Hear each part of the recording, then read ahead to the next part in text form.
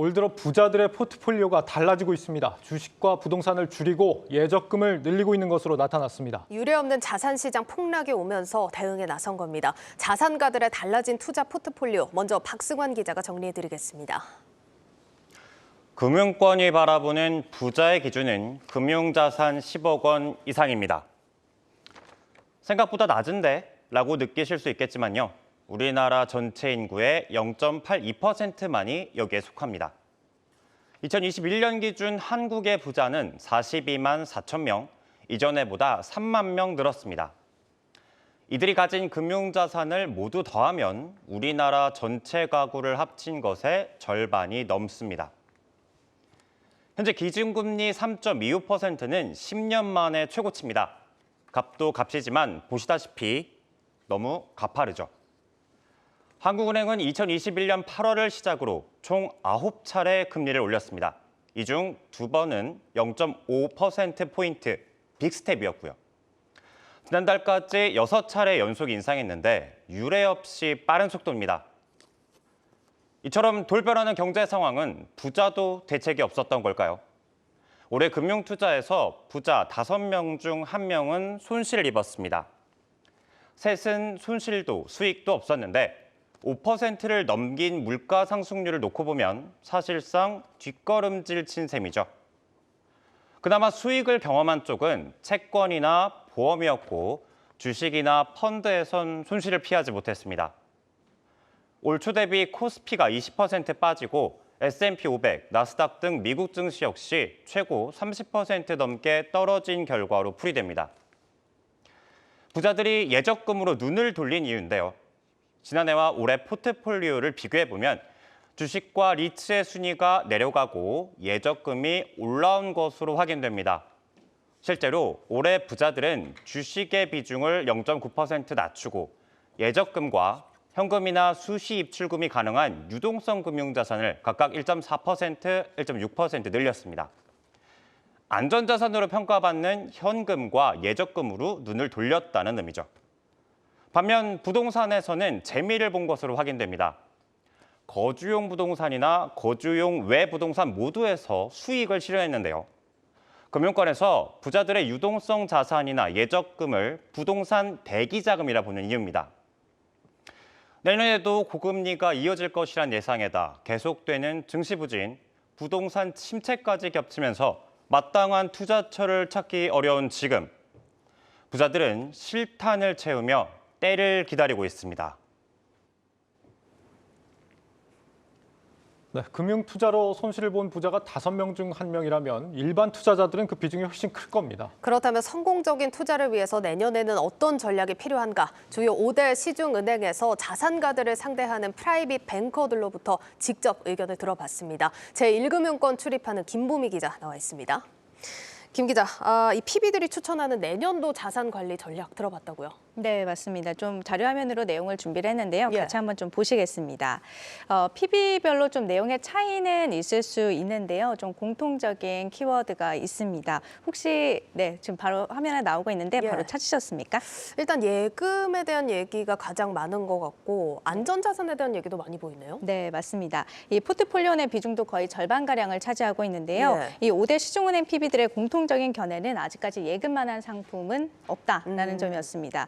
현재 시중은행 정기예금 금리가요, 이 4% 후반대를 형성을 하고 있습니다. 일각에서는 예금 금리가 벌써 고점을 찍은 것 아니냐, 앞으로 떨어질 일만 남은 것 아니냐라는 시각이 있는데 이 글로벌 금리 인상 기조가 단기간에 꺾일 가능성은 또 지극히 낮기 때문에 정기예금 금리 역시 적어도 내년 상반기까지는 4%대를 유지할 것이라는 관측이 좀 지배적입니다. 또 뒤에서 조금 더 자세히 언급하겠지만 이 내년도 주식시장은 변동성이 굉장히 클 걸로 예상이 되고 있습니다.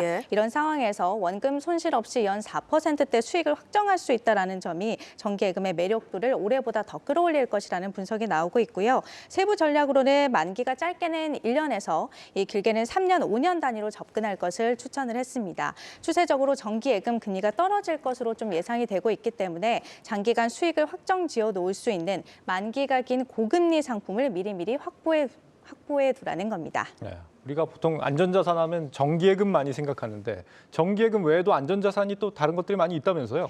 네, 맞습니다. 이 다른 안전자산으로는 은행권에서 발행하는 신종자본증권이랑요, 그리고 확정금리형 저축보험, 그리고 또 ELB 신탁 등이 거론됐습니다. 관련 내용은 직접 한번 또 들어보시겠습니다. 5년 콜 은행채로 지속이 되고 있는 신용자본증권 투자를 하셨으면 좋겠다는 생각이고요. 5년 확정 저축성 보험 상품도 메리트가 있다고 생각을 합니다. 교보증권에서 5.8%짜리 상품도 나와서 신한라이프에서 5.6%의 상품도 나와서 고객분들이 지금 꽤 많이 찾으시더라고요. 이렇게 확정금리형 저축보험의 경우에는 이 현재 금리가 연 6%에 육박하는데 특히 고액자산가들 사이에서 굉장히 또 선호도가 높은 상품으로 잘 알려지고 있습니다. 네. 이 장기간 확정된 금리로 돈을 굴릴 수 있으면서도 또 절세 혜택까지 볼 수 있기 때문인데요. 예를 들어서 만기 시점에 이자 수익이 3천만 원이 나왔다라고 한다면 이미 2천만 원을 넘어섰기 때문에 금융소득 종합과세 대상에 해당이 됩니다. 이때 확정금리형의 보험의 경우에는 중도 인출이 가능해서요. 만기 직전에 원금은 중도 인출을 해놓고 이자 수익 3천만 원은 연금으로 전환해서 5에서 10년에 걸쳐서 나눠서 받을 수가 있습니다. 이렇게 되면 연 이자 소득이 2천만 원을 넘지 않기 때문에 금융소득 종합과세 대상에 해당되는 것도 피할 수가 있겠고요. 예. 다만 이 확정금리형 저축보험의 경우에는 사업비 공제라는 게 있기 때문에 실제로 지금 제시하고 있는 금리, 표면금리보다는 실질 수익률을 좀 잘 따져보셔서 판단을 하셔야겠습니다. 알겠습니다. 그리고 또 안전자산 하면 채권을 또 빼놓을 수가 없습니다. 아마 올 들어서 채권 투자하신 분들 정말 많으실 것 같은데 내년에는 채권 투자 전망이 좀 어떨까요? 일단 결론부터 말씀을 드리면 10년, 20년 이렇게 장기물 국채 투자를 추천하는 PB들이 많았습니다.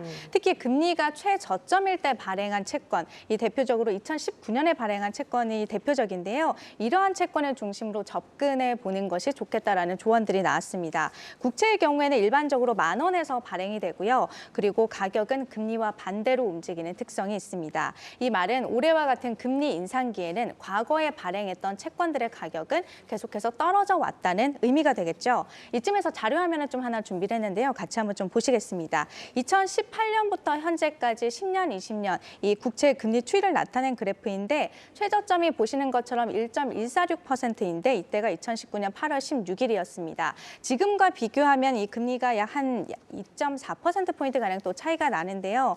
이렇게 금리 차가 크게 벌어진 만큼 2019년 이때 발행한 채권 가격은 많이 떨어졌다는 의미가 됩니다. 예. 왜 하필 19년에 발행한 채권이냐, 20년, 21년에 발행한 채권은 안 되냐, 왜 이걸 더 추천하느냐라고 물으신다면 19년이든 20년이든 21년이든 이때 발행한 채권들 이 모두 1만 원에 10,000원의 채권이 발행이 됐지만 현재 가격은 19년에 발행된 채권이 가장 많이 떨어졌기 때문입니다. 보시는 것처럼 이렇게 금리 차가 크게 벌어져 있으니까요. 예. 이 돌아와서 이렇게 상대적으로 싼 값에 산 다음에 좀 가격이 오르면 주식처럼 다시 팔면 되니까 여기에서 수익을 챙길 수 있다는 의미입니다. 장기물 채권을 사되 상대적으로 금리가 낮았던 시절에 발행된 걸로 사라. 구체적으로 뭐 사례를 좀 짚어가면서 설명할 수가 있을까요? 네, 19년 9월에 발행됐던 국채 사례를 좀 준비를 해봤습니다. 이 발행 첫날 당시 종가가 9,713원이었는데요. 최근 거래된 가격을 보면 6,800원에서 6,900원대를 형성하고 있었습니다. 이 빠르면 내년 중하반기부터 미국 연준이 금리 인하에 나설 것으로 예상되고 있기 때문에 채권 가격은 반대로 또 오를 것으로 예상이 되고 있겠죠. 그래서 내년 상반기까지 이러한 채권들을 좀 눈여겨보면서 매수를 했다가 이 가격이 오르게 되면 적정 시점에 매도하는 전략도 고민해 볼 만하다는 조언이 나왔고요. 추가로 1년 이하 단기채 투자를 고려하고 있는 분들이라면 지금 발행되고 있는 이 발행 금리도 일단 낮지 않은 수준이기 때문에 예. 만기까지 보유하는 전략을 추천하는 이런 조언들이 나왔습니다. 알겠습니다. 이렇게 안전 자산에 대한 전망들 좀 들어봤습니다. 지금까지는 좀 마음 편하게 듣긴 했는데 대표적인 위험 자산이죠. 주식에 대한 전망은 어떨까요? 밝지는 않습니다. 이 모건 스탠리 그리고 뱅크 오브 아메리카 또 도이체뱅크 등 이 세계 주요 투자 은행들은요. 내년 말에 S&P 500 지수가 3,900에서 4,500선까지 오를 것이다라면서도 전반적으로 변동성이 커질 가능성이 있고 이에 따라 어느 시점에는 최대 20% 이상 폭락할 수도 있다라고 좀 보고 있습니다. 사실 국내 주식시장도 분위기는 비슷한데요. 내년 코스피 지수 전망치를 밝힌 증권사 17곳의 의견을 좀 분석을 해봤더니 내년도 코스피 예상 평균치는 2103에서 2679선이었습니다. 고금리로 인한 가계와 또 기업들의 부담이 기업들의 어떤 실적 악화 그리고 주가 부진으로 이어질 수 있다고 본 건데요. 좀 관련해서 또 전문가의 인터뷰 직접 들어보시겠습니다. 금리 정책이라 그래서 금리가 쭉 옆으로 기는 듯한 모습을 보일 텐데요. 그게 고금리로 간다는 게 문제입니다. 지금도 5에서 6% 혹은 7% 이자를 부담할 수 있는 기업들이 얼마나 될까 하는 의구심이 들거든요. 그 고금리가 지속되게 되면은 기업 이익은 감소할 수밖에 없게 되고요.